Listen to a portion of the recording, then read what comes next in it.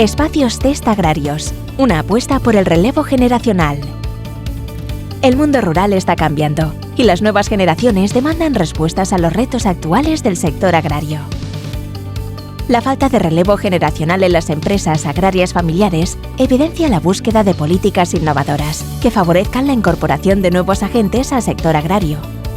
Los espacios Test Agrarios son una apuesta para facilitar los procesos progresivos de instalación de agricultoras y agricultores en modelos sostenibles vinculados al territorio.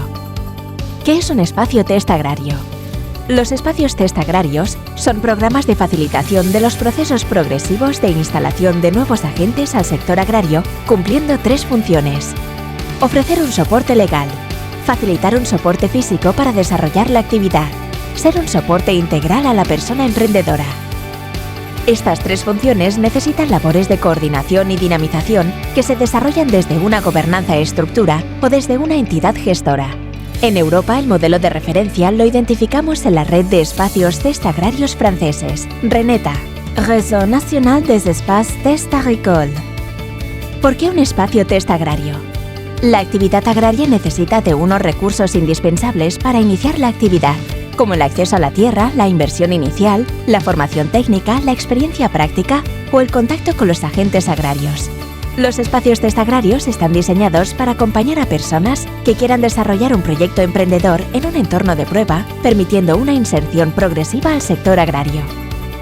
Los espacios Test Agrarios son innovadores en España y se conciben como un programa que facilita la transición entre la formación y la creación de la empresa agraria. Los 10 aspectos clave para la puesta en marcha de un espacio Test Agrario. 1. Valoración de tipologías de test agrario teniendo en cuenta la realidad local. 2. Concreción de la gobernanza o de la entidad gestora del espacio Test Agrario. 3. Concreción de soporte legal. 4. Identificación del grupo motor, los agentes clave y los agentes colaboradores. 5. Identificación de las personas usuarias potenciales y las vías de comunicación. 6. Definición del soporte integral de asesoramiento, acompañamiento y la formación de los emprendedores. 7. Definición del plan económico, financiero del espacio Test Agrario. 8. Selección de finca agraria adecuada a los objetivos.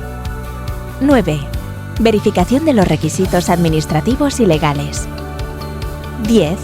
Identificación de las principales vías de comercialización local.